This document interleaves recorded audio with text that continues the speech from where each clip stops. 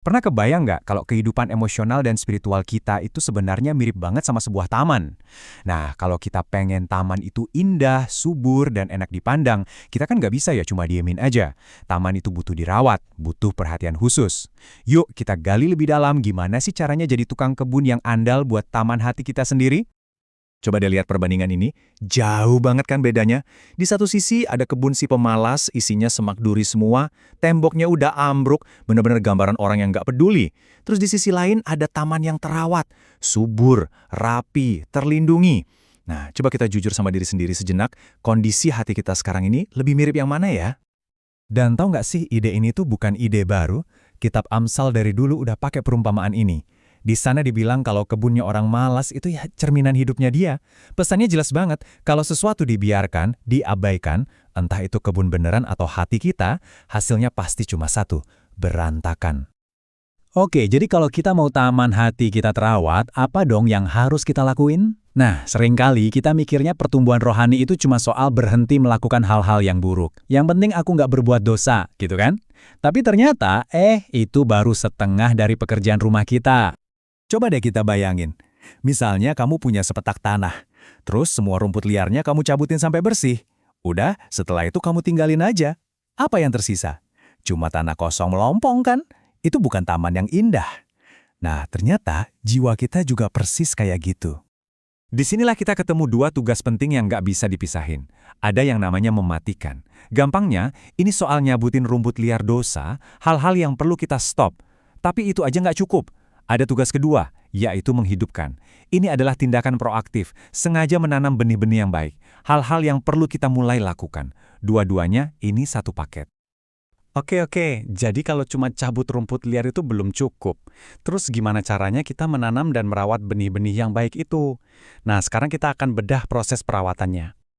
Ini dia intinya. Perawatan itu bukan proses yang pasif, bukan cuma nunggu keajaiban turun dari langit, bukan. Perawatan itu adalah serangkaian tindakan yang kita lakukan dengan sengaja.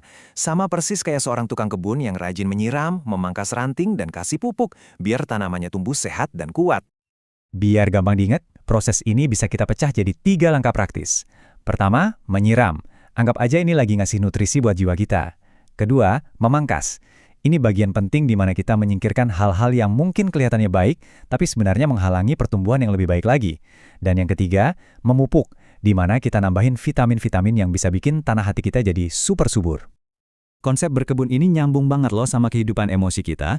Kita nggak bisa cuma bilang, oke, aku mau berhenti jadi pemarah. Gak semudah itu. Kita harus secara aktif menanam dan merawat kesabaran. Kita harus mengenakan kelemah lembutan. Jadi ini bukan cuma soal berhenti, tapi soal mengganti dengan yang baru. Sebuah pertukaran yang aktif. Jadi, seperti apa sih wujudnya hati yang sudah terawat dengan sempurna itu? Apakah tujuan ini beneran bisa dicapai? Untungnya, kita nggak perlu nebak-nebak. Kita punya teladan yang sempurna untuk kita lihat. Coba bayangin, ada seseorang yang bisa merasakan semua spektrum emosi manusia. Sukacita, kesedihan, bahkan kemarahan. Tapi, dia melakukannya dengan cara yang sempurna, murni, tanpa ada sedikit pun bayang-bayang kegelapan atau dosa. Dan orang itu, tentu saja, adalah Yesus Kristus. Dia adalah gambaran hidup, contoh nyata dari sebuah taman yang terawat sempurna. Kehidupan emosionalnya adalah standar, adalah tujuan dari semua usaha kita merawat hati. Pada akhirnya, semua ini buat apa sih? Apa gunanya kita capek-capek menyiram, memangkas, dan memupuk? Jawabannya ada pada hasil panen yang akan kita dapatkan. Nah, ini poin yang krusial banget. Tujuan kita bekerja keras bukan cuma untuk punya tanah yang kosong dan bersih dari rumput liar. Bukan. Tujuan kita adalah untuk punya taman yang penuh dengan kehidupan, warna-warni, dan yang terpenting, menghasilkan buah yang melimpah. Dan inilah buah-buah yang kita tuju itu. Ada kebenaran, kesalehan, iman, kasih, ketekunan, dan kelemah lembutan. Ini semua bukan sekedar ide-ide abstrak loh. Ini adalah kualitas karakter yang nyata, yang bisa mengubah hidup kita dan jadi berkat buat orang-orang di sekitar kita. Sebagai penutup, ada satu pemikiran penting yang perlu kita ingat baik-baik. Emosi kita sehari-hari itu bukan sesuatu yang terjadi secara acak. Emosi itu seperti jendela ke dalam jiwa kita. Lewat jendela itu, kita bisa mengintip apa sih yang sebenarnya sedang tumbuh di taman hati kita dan kepada siapa sebenarnya hati kita ini setia. Jadi, pertanyaan untuk kita renungkan hari ini adalah, apa langkah praktis kita selanjutnya?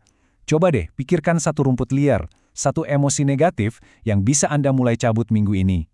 Dan yang lebih penting lagi, pikirkan satu buah, misalnya kesabaran atau sukacita, yang bisa Anda mulai rawat secara aktif. Taman hati Anda sedang menanti.